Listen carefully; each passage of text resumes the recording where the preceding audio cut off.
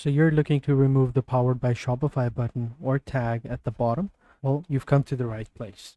So first things first, what we need to do is we need to go back over here into our administration or dashboard, come over here onto online store and click on action and then click on edit languages.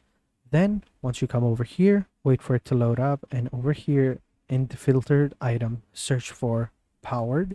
You will see you will have all of the options where it shows powered by Shopify. So over here, links powered by Shopify, you can go ahead and press a space bar button and then it'll be removed by that. Same thing over here. If you have set a password page, meaning a coming soon page, it will also have a powered by Shopify button. So for that also, just press a space bar and it will be gone. And over here, if you want to remove the description HTML, you can do that as well by just simply pressing the spacebar, and it'll remove all the powered by Shopify tags on your website.